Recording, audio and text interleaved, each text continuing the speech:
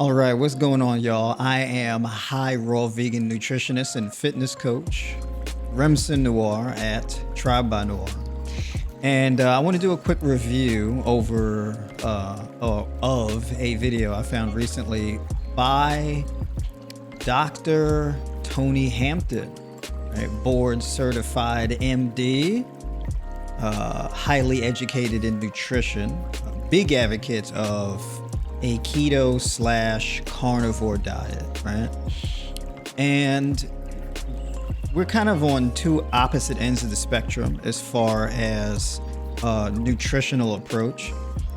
So, I have my critiques and things like that of a keto and carnivore diet, but he did this video. It's very interesting. And the video is about the 10 myths or 10 lies that people tell about a keto / carnivore diet. I guess this applies to both of them. So it'd be very interesting because I'm curious to know if any of these 10 things are things that I've said, right? So yeah, we're gonna go through this a little bit, and I'm gonna give my commentary where I feel may be necessary.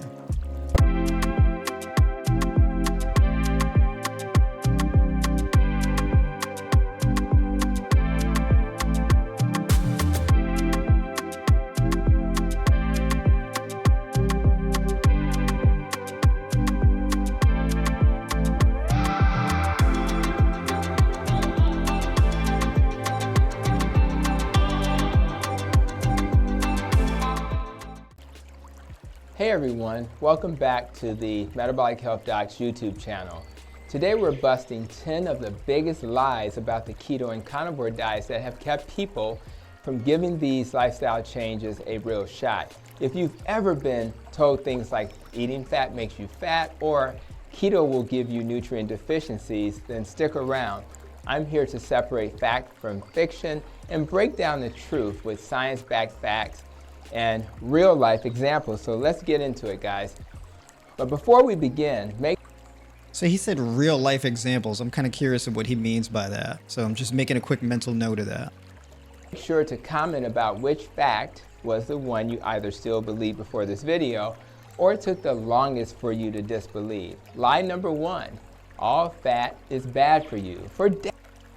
So it's very interesting. So I have never heard anybody say that all fat is bad for you, right? That would mean anybody making that claim would have to include hemp seeds, chia seeds, flax seeds, avocado, coconut yogurt, pretty much all dietary fat, right?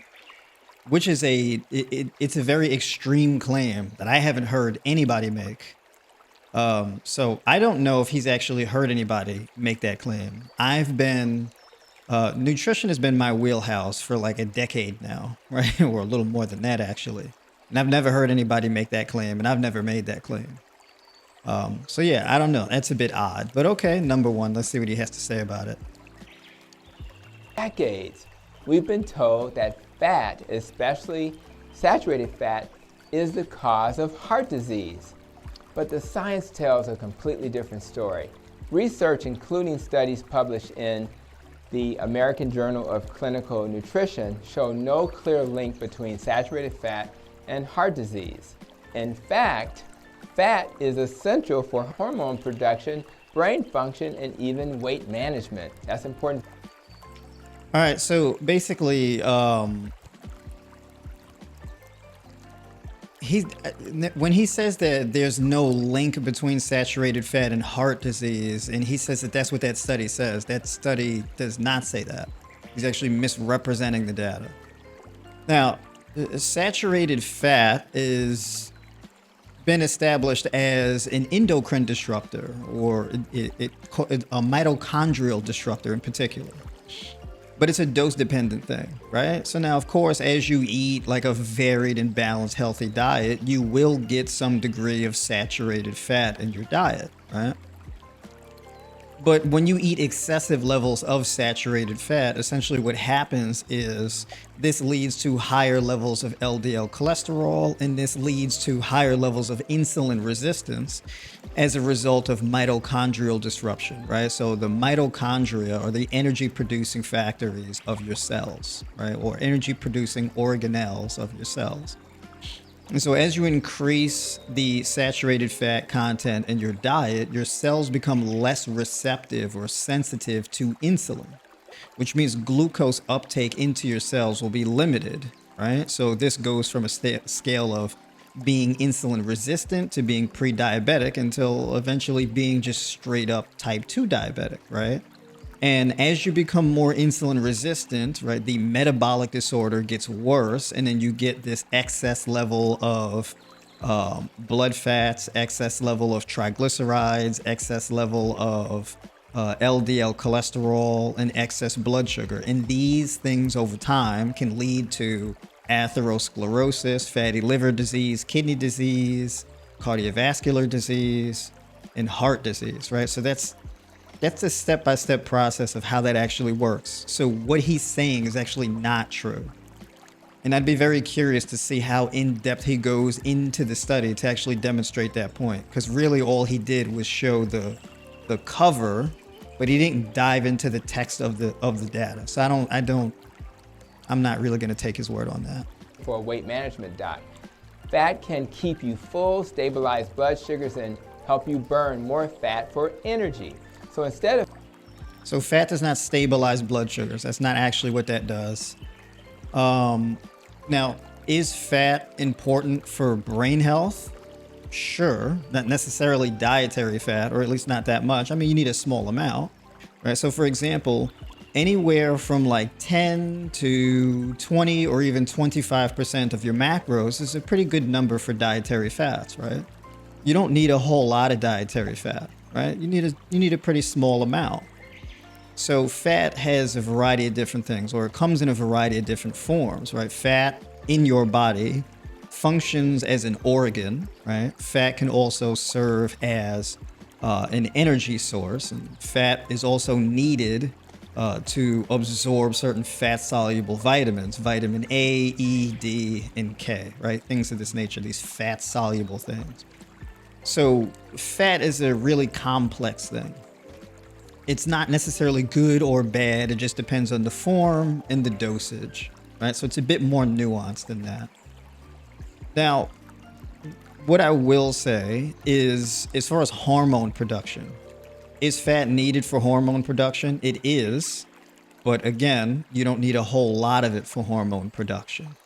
And it can actually disrupt hormone production when you have too much of it in your diet, right? So for example, if you have fibroids, right, or you're diabetic and you consume a high level of dietary fat, this can cause an excessive increase in estrogen. This can cause excessive increase in insulin resistance, which can then feed fibroids, right, to grow fibroids and these types of things. Increased fatty liver disease, plaque formation, kidney stones, all types of things like this, right? And then it also depends, when you're getting a lot of dietary fat, are you getting it from cooked food? So for example, if you're cooking red meat on a grill or something like that, that grilling process is inflammatory, right? So grilling leads to high levels of advanced glycation end products, right?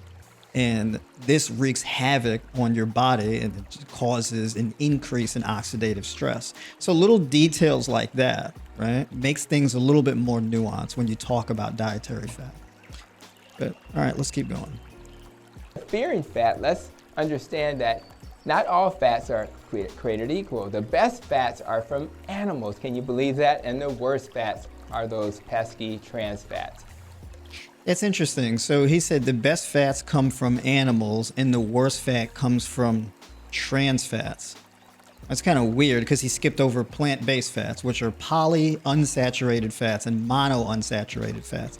So it's kind of weird how he just excluded those.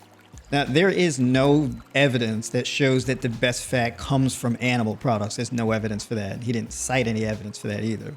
So we're just going to hand wave that. But as far as the scientific data shows, as far as dietary fats, whether it be for weight loss or diabetes or heart disease or things like that, there's been a lot of data on, for example, polyunsaturated fats. In the scientific literature, it's abbreviated into PUFA, right? PUFA, which is polyunsaturated fatty acids, right? And it shows that when you increase saturated fat in the diet, it actually increases insulin resistance and makes you more diabetic. Whereas polyunsaturated fats actually help to improve insulin sensitivity. So some examples of these polyunsaturated fats are things like hemp seeds, chia seeds, flax seeds, avocado, things like this. And they have really good amounts of omega-3 essential fatty acids, which are really important for brain function, like he mentioned earlier. And of course, you need your omega-3 and you need your omega-6. And then your body uses these essential fatty acids to create the things that it needs, right? So as far as the trans fats things, skipping over the poly and the monounsaturated fats, it's a bit weird, right? And with his educational background, surely he should know that there's different types of dietary fats. It's not just animal products or trans fats, right? So it's kind of odd that he would frame it that way. Lie number 2, you'll get nutrient deficiencies on keto or carnivores. In reality, animal-based foods are some of the most nutrient-dense options available. Red meat, for example, is rich in highly bioavailable B12, iron, zinc, and essential amino acids. So most people who are B12 deficient actually eat meat on a daily basis, right? So when he says bioavailable and he starts talking about B12, also most people who are anemic eat red meat or just eat meat in general. So when he says bioavailable, it's not really quite that simple, right? You can still be anemic and eat animal products or eat meat and this type of thing. You can still have low B12. And in fact, I have people on a plant-based diet, and they've been on a plant-based diet for a long time, even years, and they have higher levels of B12 than your average meat eater. Right? So there's a bit of nuance. When we talk about B12, B12 is called a postbiotic. It's actually made by gut bacteria or certain types of bacteria that's made in fresh water sources, right? Now, when he's talking about iron, right? Having iron be highly bioavailable is not really that beneficial. Again, it's this dose-dependent thing, right? So you can actually develop hormonal issues if you get excessive levels of what's called heme iron. And heme iron is a type of iron that is found in animal products, right? And so when you have high levels of this heme iron in your diet, that can get stored excessively in your liver and actually bind up free testosterone. So you can have high total testosterone and low free testosterone, right? Which can cause you to physiologically be low in testosterone, right? Because that free testosterone is low. Also, iron is highly susceptible to oxidation, right? Think about rust when it's exposed to the elements, right? So if you have like this inflammatory diet that's increasing oxidative stress with those advanced glycation end products like I was talking about earlier, and there's other things too that are inflammatory as well when you're cooking foods and you're cooking them under high heats with oil and butter or whatever people do, right? These things can be very destructive in your liver, and that iron can be oxidized in the process as you have an increasingly more acidic diet, leading to a more acidic environment inside your blood and inside your liver, right? And then iron would have to be deployed as a way to alkalize the environment and kind of balance the pH, right, within your body. So again, there's some nuance that's kind of missing in his analysis here. It's not like, oh, more is good and less is bad. It's a bit more nuanced than that, right? So let's keep going. Well-balanced keto or carnivore diet can meet, in many cases, exceed your nutrient needs, especially when compared to the typical high-carb diets. For instance, vitamin D, B12, and heme iron are commonly found in animal products, while these are often deficient in plant-only diets. Yeah, so heme iron is, plants are not deficient in heme iron. Plants don't have heme iron because they're not mammals, right? So when he says this implies that he doesn't know where heme iron comes from or what it even is, right? Now, I don't know how far his education goes, but it seems like he doesn't know what heme iron actually is, right? Also, vitamin D comes from sun exposure, right? So basically, your body responds to sun exposure by activating melanocytes, right, or melanin. And so that this deepens the pigmentation of your skin. It's like a steroidal hormone that your body synthesizes on its own in reaction to sun exposure. If you wanted to get vitamin D, from food, for example, you can get vitamin D from mushrooms. You can also get it from plant-based milk. You can also fortify it. You can get it from fortified foods, right? You can supplement with it as well, right? You can eat meat and still be vitamin D deficient. And interestingly enough, most people who are vitamin D deficient eat meat. Right? Because just because you're eating meat that may contain vitamin D in it does not necessarily mean that that's going to contribute to your overall vitamin D level. The reason why is because you need magnesium as a currency in order for your body to create the type of vitamin D that your body needs, right? It's that D25 hydroxy, right? And this is synthesized inside your body. And magnesium is like a currency for that conversion.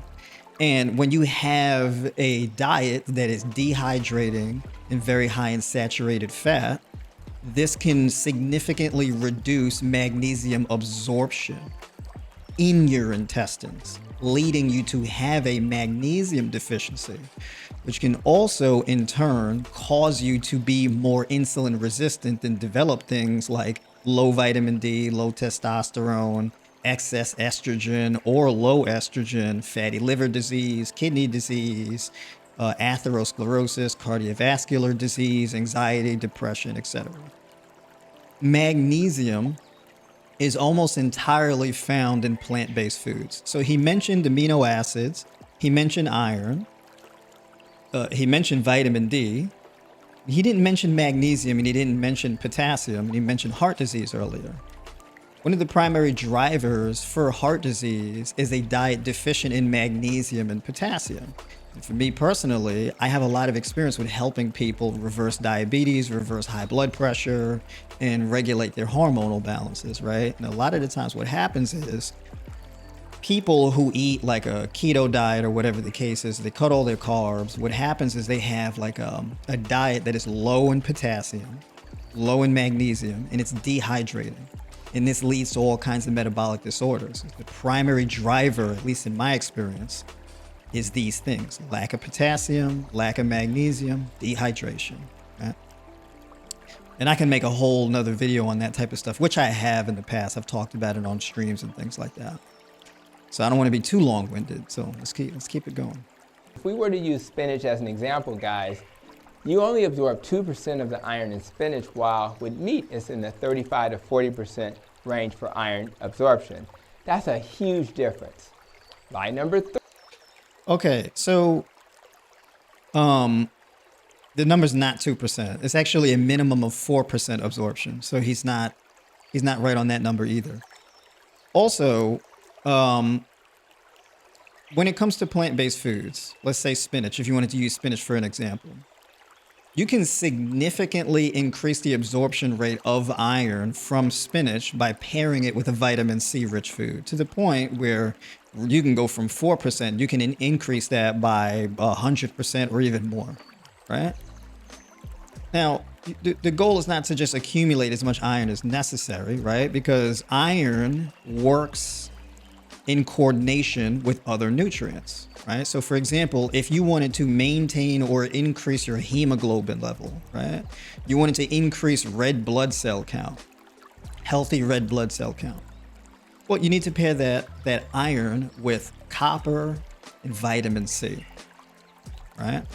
And then of course your gut needs to be healthy enough to produce the necessary postbiotics of B12, like I mentioned earlier, right? And then of course you can get B12 from your diet, right? But iron, vitamin C, copper, and B12, along with other things like magnesium, work in coordination with each other in order to balance out your body's hormonal and metabolic processes. It's not just iron that works in a vacuum on its own, right? And if you have a diet that is deficient in vitamin C, that may impair your body's ability to use that iron efficiently. So again, there's some nuance here that he's missing, right? But let's continue. 3, you need carbs for energy. Now, while carbs are one source of energy, but they're not the only source of energy, guys. When you're keto adaptive, your body becomes efficient at using fat and ketones as its primary fuel source. Elite athletes and endurance runners have found they can perform exceptionally well on low-carb diets without carb loading. Studies Now, he is right about that. That is true, right? Carbohydrate, you don't necessarily need carbohydrates for energy, but there's not really a benefit to cutting all of your carbs out of your diet, right? And all of the scientific data that we have available right now demonstrates that athletes on a high carb diet outperform athletes on a fatty, high protein diet, right? Carbohydrate consumption, with more carbohydrates, you get more potassium, you get more magnesium, you get more B vitamins, vitamin C, you're more hydrated. It's a more electrolyte rich diet. And you don't have to go through this adaptive process where your blood sugar crashes so low to the point where your body has to convert and start, releasing ketones and deploying fat for energy and that kind of thing, right? Kind of going through a fasted state, this low energy state, in order for your body to make that hormonal shift, right? You can just eat carbohydrates. You don't have to go through the energy deprivation in order to switch over to that metabolic adaptation. on low-carb athletes showed that after a period of adaptation, they can actually access their body fat stores more readily, which is a huge advantage for sustained energy. Lie number 4. Keto and carnivore diets are unsustainable. I should laugh at that too. While it's true that changing your diet requires an adjustment period, many people find these diets easier to stick with than they expected. Once cravings for sugar and carbs reduce, which happens after you're adjusted, you may find yourself less hungry and less dependent on frequent snacking. So many people, including myself, have found that steady energy and reduced cravings make these diets very sustainable in the long run. Lie number. Now, when we use the term sustainable, and maybe this is just me being a little, maybe I'm doing too much. Y'all let me know, right? Now, something can be sustainable, right? I mean, you can sustain a crack addiction, right? You can sustain alcoholism. There's a lot of things you can sustain. You can sustain sleep deprivation. There's a lot of things that you can sustain. But when you sustain a particular thing, what are the negative consequences from doing that, right? So for example, if you cut all your carbohydrates out of your diet and you've been doing this for a prolonged period of time, you're eating yourself into a state of physiological diabetes, right? So you'll hear like a lot of keto advocates and they'll demonize fruit. And they'll be like, oh, I ate like a handful of grapes and my blood sugar shot up into the 300s. It's like, yeah, because you've eaten yourself into a state of physiological diabetes. Your diet is making you insulin resistant. Therefore, you have to stick to, a fatty, protein-rich diet, because if you eat carbohydrates, right, you're just going to gain all kind of weight and feel sluggish and all of this type of stuff because you've essentially wrecked your metabolism. Right? So when he's talking about that adaptation period, what he means is you're adapting a diet that is geared towards, environments where there's a lack of food, right? Like a keto diet is a thing you can adopt, essentially making your body more resistant to food deprivation. That's what it is, right? So you can be in an environment where there's an abundance of food that grows in the environment, right? You're living closer to the equator, for example. There's fruit, there's whole grains, there's legumes, nuts and seeds, this type of thing, vegetables, etc., right? So you got potatoes, rice, and oats. You've got bananas, mangoes, and all of this type of stuff, right? But if you're in an area where like everything is frozen, the soil is hard, there's no food to harvest from the ground, well, there's a massive lack of food. Therefore, your body would have to run off stored fat for energy, and you're reduced to like going for long periods of time without eating. You would have to rely on things like fishing or hunting for food, that kind of thing, right?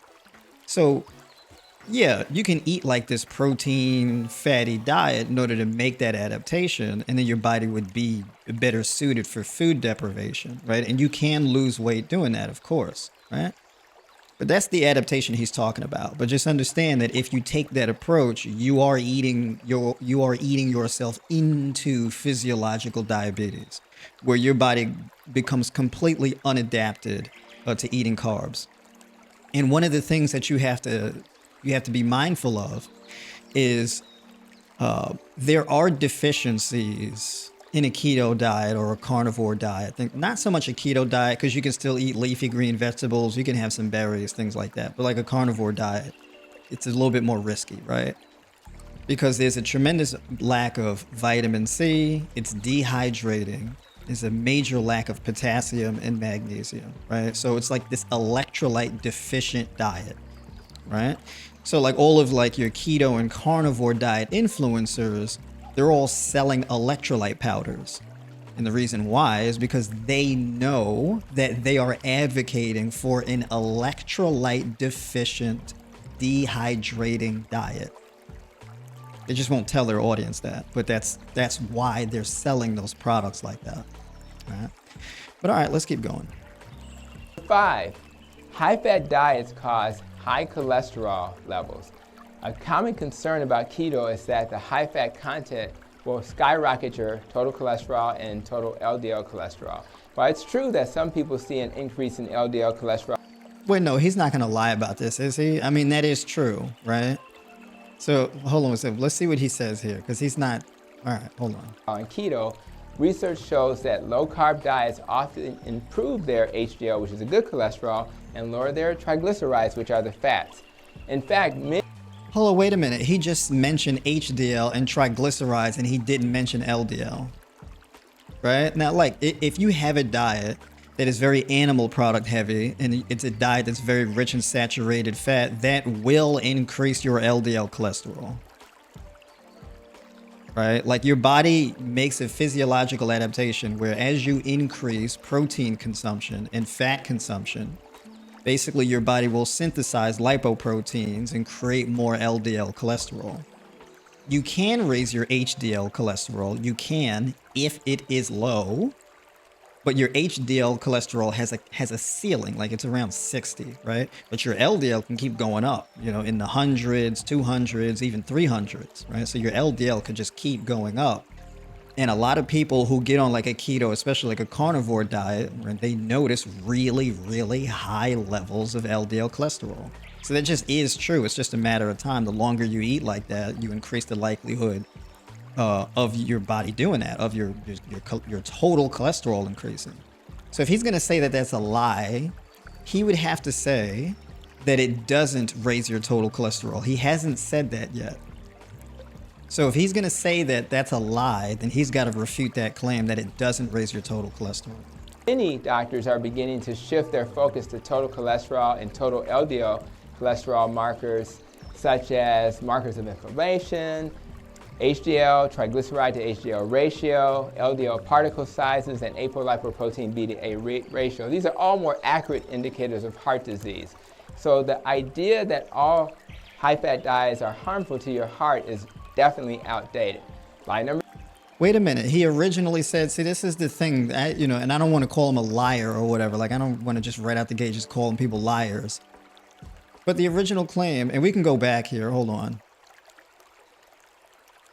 Because this is what I'm talking about. People play fast and loose with this stuff. Hold on. Concern about keto is that the high-fat content will skyrocket your total cholesterol. Hungry, and found that steady energy and reduced cravings make these diets very sustainable I gotta hear the in claim the long again. run. Lie number 5, high-fat diets cause high cholesterol levels. Wait, he's saying that high-fat diet causes high cholesterol levels. So he's saying that that's lie number 5. He didn't refute that claim at all. He pivoted to like inflammatory markers and increases in HDL and all, but he didn't actually challenge this claim. Right? So he pivoted. So this is what I mean. Like, this is like dishonesty. You can't call it a lie and then not refute it, but then you're arguing against a claim that you originally weren't challenging. A common concern about keto is that the high-fat content will skyrocket your total cholesterol and total LDL cholesterol. While it's true that some people see an increase in LDL cholesterol.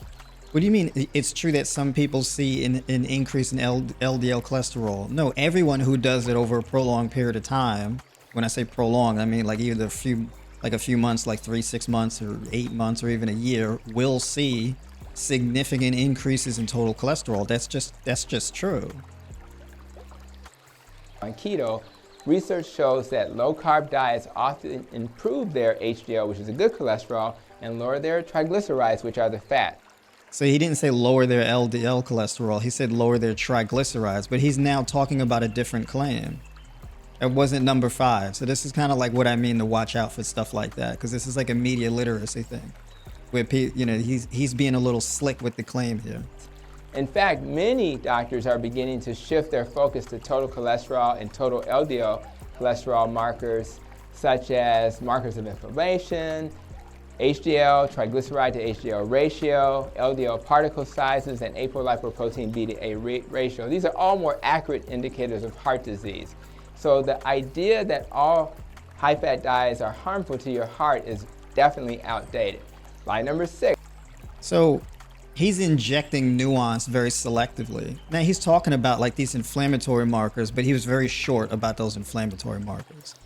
So he's not really making like a thorough claim. He's just saying, well, there's other things to consider. Like what I've been doing, there are other things to consider, right? You can have high LDL cholesterol and it not in and of itself cause heart disease, right? Like LDL, high LDL in a vacuum doesn't necessarily mean heart disease. But as your LDL cholesterol increases, it increases your risk of heart disease, right? Heart disease is called a silent killer for a reason. You can have the low inflammatory markers and all of that type of stuff and be fine until you're not, right? You can have your arteries and things like that can be unblocked until they're not, right? It happens out of nowhere. So you can have really good inflammatory markers for like the first 3 months, and then the 5th month things go sideways on you for whatever reason, right? So that can happen. It's called a silent killer for a reason. Everyone with low triglycerides or low ApoB or other inflammatory markers, or even everyone with high inflammatory markers, at one point had these low inflammatory markers, right? So you don't have the high inflammatory markers until you do, right? It's not a it's not a perpetual thing, right? So I wouldn't say LDL cholesterol in a vacuum is bad. I wouldn't make that claim. But look, in the same way where like high blood sugar is not inherently bad, it depends. It's not a thing about your blood sugar spiking up. It's how long does it take to come down and how long does your blood sugar stay elevated, right? So again, there's a bit of nuance there. So he decided to deploy the nuance with this claim, but he didn't really, what he said is a lie. He didn't actually challenge it or actually establish it as a lie, which is kind of weird, but all right, we'll continue here. Keto leads to kidney damage. Now, here's the reality, guys. Unless you have pre-existing kidney disease, there's no evidence to suggest that keto or carnivore harms kidney function. So basically, everybody who has kidney disease at one point in time didn't have kidney disease. So when you say there's no evidence that that's not true, he knows that's not true. That's actually a nutty claim to make, right? But like you on a kidney test, I mean, what causes kidney disease? One of the primary drivers of kidney disease is high blood pressure and diabetes or insulin resistance, right? So when you have perpetually high blood sugar, you have sugar saturating your blood, this can cause you to have high blood pressure. That high blood pressure increases angiotensin, causes vascular constriction, and that has this trickle-down effect that stresses out your kidneys. And so you get inflammation of the kidneys as a result, right? Also, you have high levels of protein in your diet. This increases the formation of ammonia in your body. This increases the level of uric acid in your body, right? Uric acid leads to things, acid reflux, GERD, gout, things like this, right? Arthritis, these types of things, destroying your joints and things like that. Because that uric acid, if it gets to an excessive level, it basically crystallizes inside your connective tissues and things like that. And you can feel like numbness, sharp pains, tingling, things like that, right? If you've ever experienced gout, it's like sharp pains, tingling, numbness, this type of thing, right? It's this excess level of acid, and your kidneys have to regulate that uric acid. So if you have like a carnivore diet or a keto diet that's very deficient in magnesium, it's deficient in vitamin C, it's deficient in potassium, for example, these electrolytes help to regulate the acid balance, right? It helps to regulate that uric acid.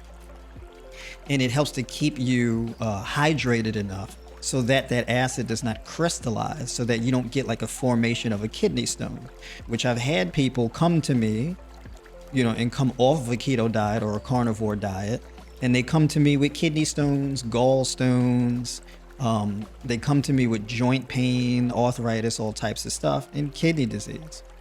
Because over time, right, as your blood pressure creeps up, you become more insulin resistant, that acid level accumulates, and things kind of just get worse. And on a kidney test, they test for things, creatinine, right? So like creatine, when creatine is used and expended, it converts into creatinine, which is a byproduct of creatine. So if you combine a high protein, high meat diet with high levels of oxidative stress as a result of metabolites and, ages, advanced glycation end products, I keep saying that in this, right? Free radicals and all of these type of things, uric acid, etc. When you have all of these byproducts, these waste products, they accumulate inside your body, and your kidneys have to work harder to filter these things out. Your kidneys are healthy until they're not, right? It's kind of like, look, you don't have diabetes until you do. You don't have high blood pressure until you do, right? I mean, chronic illnesses take they take like anywhere from 2 to 5 years to develop. So if you follow a certain pathological lifestyle habit over a long enough period of time, you develop issues, right? This is just how any metabolic disorder works. So the idea that excessive levels of saturated fat and protein in your diet is not going to have a negative effect on your kidneys, there's no evidence for that. So but okay, we'll keep going. For people with diabetes or insulin resistance, low-carb diets can actually protect kidney health by helping to stabilize blood sugars, lower insulin levels, which is critical for kidney health. And when you are working with a metabolically trained doctor like myself, you can actually continue your keto diet because they will know what to monitor and adjust accordingly. Lie number 7. What does that mean? They'll know what to monitor and adjust accordingly. What does he mean by that? What do you need to monitor and adjust in order to sustain your keto diet? Right, so just be mindful of the wording, right? He's hedging in that statement. If it works to improve your kidney function, what does your doctor need to monitor and adjust and all of this type of stuff to maintain your keto diet? Right, so it'd be interesting to hear him elaborate a bit more on that. Now here's an example. Let's say you're doing a keto diet or a carnivore diet. And you've been doing it over a prolonged period of time. You get your kidneys checked, and it's like, ooh, your BUN level is up a little too high, right? BUN is BUN, stands for blood urine nitrogen. So if you have a really protein-rich diet, that BUN level increases, right? And that's problematic, right? Because this stresses out your kidneys when your kidneys have to filter out all of this excess nitrogen from your diet. Nitrogen is like the simplest form of protein, right? So you eat protein, it breaks down into its simplest form, which is nitrogen, right? So if you have like a bubbly, sudsy, dark urine where it's like a beer was poured in the toilet, it's not a good sign for your kidneys, right? Your kidneys are flushing out excess levels of nitrogen in your diet, right? So things like that, excess creatinine, right? And so basically, you would have to adjust your diet and reduce the protein content, right? Maybe implement some fasting or something like that to bring those numbers down. Then there's the uric acid issue, and uric acid tears up your liver and it tears up your kidneys, right? So you would need something. Maybe you would need more vitamin D. You need more magnesium. You need those electrolyte powders that they like to sell on their channels and their websites and stuff like that in order to protect your kidneys. So there's a bit more nuance there with that. So when he says monitor and adjust things to maintain your keto diet, I'd be very interested in him naming those things. And carnivore is bad for your gut health. Many people, like myself, with IBS or other digestive issues actually find relief on carnivore, especially when it comes to bloating, gas, and inflammation. Now, while fiber can be beneficial for some, it can also irritate the gut lining in others, especially those with sensitive digestive systems. Research It depends on the food choice, and it depends on what microbes, what gut microbes you don't have, right? So it's a bit more of a nuanced conversation. Now, can you have relief? You can, right? In the same way where you can have a plant-based diet, which everyone who has come to me with IBS has seen improvements in their gut health, right? On a plant-based diet. Now, as far as building your gut microbiome, what do you need to do? You need to alkalize the environment, which means more magnesium, more potassium, more manganese, more iron. Not as much, and not so much iron, right? The ones that you need the most of would be things like potassium and magnesium and manganese, and then downstream from that would be iron, and then the least amount would be calcium, right? And then if you have a more hydrating diet, and then you have like a good, like, let's say you're having a diet with food choices that have higher levels of soluble fiber, which is fiber that dissolves in water, turns into a gelatinous substance.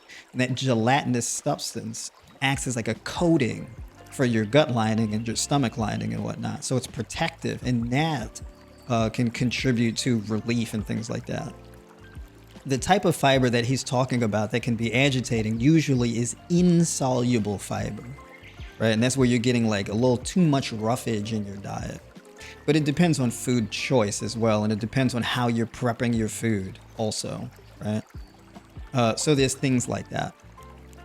So again, it's a conversation that's a bit more nuanced. Now, a lot of people, they end up developing gut health issues from eating too many animal products, and it's too inflammatory and it's tearing up their gut lining.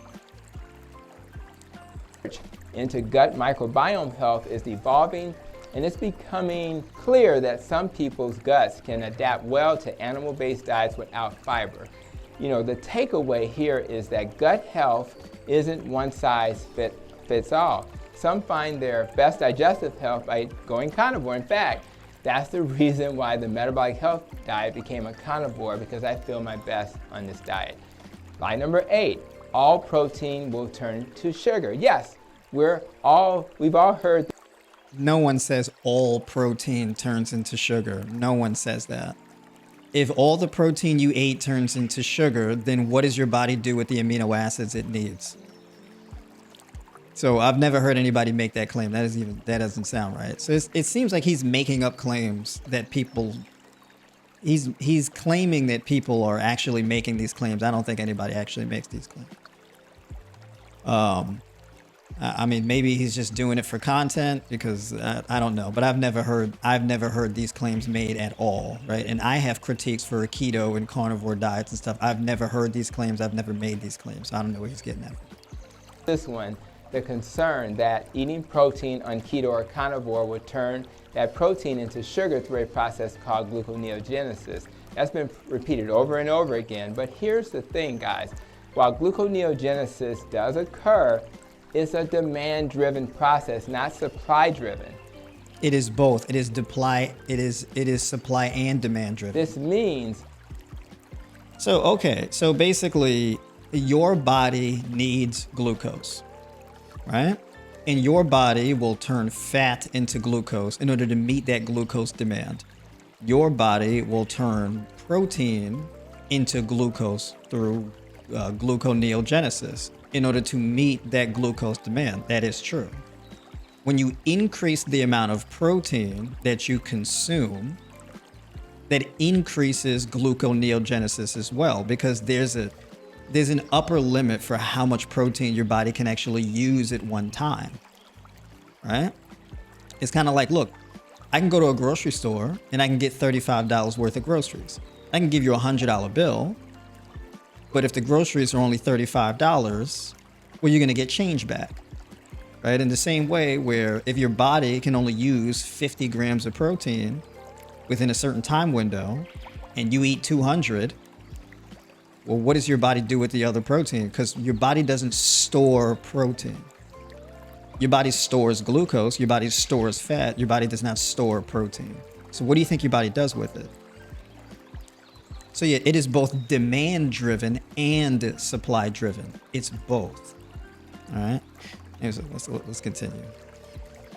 Your body only creates glucose from protein when it's needed, not simply because you ate protein. In fact, adequate protein intake is essential for muscle maintenance, hormone production, and overall health. So don't worry. Moderate protein won't knock you out of ketosis or spike your blood sugar in a significant way. Well, he says moderate protein. What's that mean? By the way, one of the biggest mistakes that people make with a keto diet is their protein intake is too high. So protein is insulinogenic because what happens is when you eat protein, initially it increases glucagon. But as that protein converts into, well, a portion of that protein converts into higher levels of glucose, right? Because your body's not going to take all of it up. You're eating protein throughout the day. And if you eat enough protein, essentially what happens is that glucagon ramps up, and high levels of glucagon cause an increase in lipolysis. Lipolysis is basically where your body breaks down fat and converts it into glucose to use it for energy. So after your body engages in that lipolysis and the glucose from that conversion hits your bloodstream, you do need insulin in order to shuttle that glucose to your cells, right? So what happens is if you eat high levels of protein within after 3 or 4 hours or so, you get an insulin increase, and that can kick you out of ketosis. Right? So a lot of people, they actually, if their protein is too high, they never get into ketosis. Right? So when he says moderate level, he's throwing in the word moderate, probably because he knows that. But he's hedging, right? Because now, are you talking about a keto diet or are you talking about a carnivore diet? What are you talking about? Because not all carnivore diets are keto diets. It's a different thing. Right? If it's real high protein with moderate fat, it's not keto. If it's high, fat, bare minimal carbs in moderate or low protein, then that's more keto. So it depends on what he's talking about. So I don't know what he means by moderate. And never forget that low-carb diets are moderate protein diets, not high protein diets. Lie number 9. See, he should have specified what he means by high or moderate. So for example, if I say high carbohydrate diet, I mean a diet where at least 50% of your macros are carbs. That's what I would consider a high carb diet. So, or I would say a high carb diet is a diet where at least like around 65% of your macros comes from carbs, or 50% or 55% comes from carbs, or you're consuming anywhere from 5 to 6 and even 7 grams of carbs per kilogram of lean mass. So you can put that into mathematical terms. A low protein diet is a diet that's anywhere from like 5 to 10% of your macros. Moderate protein is between like 15 and like 10 and 15, right? But 15 usually is kind of like moderate. And then high protein is above 16%, right? High protein would be like around 1.6 grams of protein per kilogram of lean mass. That's another way to frame it, right? So I can give you mathematical values. So when I say moderate, high, or low, or whatever the case is, and you ask me for the numbers behind that, I can give you those numbers. That's how I would quantify it, right? So yeah, he had an opportunity to clear that up a bit. Keto causes ketoacidosis. Shockingly, guys, many clinicians and doctors are worried about this one. So let's clarify. Nutritional ketosis is achieved through a low-carb diet. It's not the same as diabetic ketoacidosis, which occurs mainly in people with uncontrolled diabetes. Nutritional ketosis keeps ketone levels in a safe range, whereas ketoacidosis involves dangerously high ketone levels and elevated blood sugar and is life-threatening, guys. Nutritional ketosis, on the other hand, is a natural and safe metabolic state. In fact, I've been a low-carb doctor for over 11 years, and I've never seen anyone going into ketoacidosis from nutritional ketosis except for one exception. You have any idea what that exception is? Well, it's only when patients are taking medications like Jardiance, which can cause something called euglycemic diabetic ketoacidosis, and this can occur when anyone taking a drug in the category of SGLT2 inhibitors are doing keto. Thankfully, the guidelines for therapeutic carb restriction on Low Carb USA's website will give doctors feedback on how to manage that. It's important to know that they advise avoiding these medicines if you're on a keto diet. Lie number 10. So you can tell that's more of his wheelhouse. I don't think he's very educated in nutrition, but I think he does have a good understanding of medication. Right? So there's that. Like, you can tell his whole medical doctor experience, you can tell he's more educated in Western medicine, medication, that type of thing. Nutrition, I'm not quite sure. Anyways, let's continue here. You'll feel deprived on keto or carnivore. My last time to laugh, right? I would love for you guys to comment on this one, because in the low carb community, we have found that many people find that once they're keto adaptive, they actually are more satisfied and experience fewer cravings. Animal foods are simply nutrient dense and filling and will keep you from being hungry, and those urges to snacking go away. On top of that, stabilizing your blood sugar and leading to more energy and better mood. So it makes it much easier if you're in a good mood to stick to a diet, right? So guys, here you have it. 10 lies I hope that we were able to bust about the keto and carnivore diet. All right. So yeah, there we have it. I mean, I don't know really what I can say about that claim. I mean, I've had a lot of people who came to me, where they did a keto or a carnivore diet, but they only did it for a short period of time, and, they got tired of it. And then they came to me and wanted to go in the opposite direction and do more of a plant-based approach because of underlying issues. They'd either gotten worse, or they didn't see any improvement at all, or they just couldn't sustain the diet, right? So some people, they can stay on it long term and they don't feel deprived, and some people do. It's the same thing with a plant-based diet. Some people can stick to a plant-based diet, and then they may stop and go back to eating animal products. Maybe not as much as they used to, but they put it back in some way, shape, or form. I don't know what the adherence rates are for like the keto and carnivore thing. And he's saying keto and carnivore. They're two different things. You have to talk, are you talking about a keto diet that is more plant forward? So like it's a keto diet, but there's more like plant rich foods. So there's more avocados, nuts and seeds and things like that. And then they put in like fish and leafy greens, that kind of thing.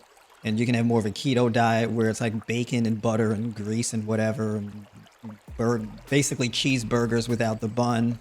And there's like a carnivore diet where basically you're just eating just plates full of meat with salt on it or whatever. So yeah, I'm not really gonna quibble too much with that.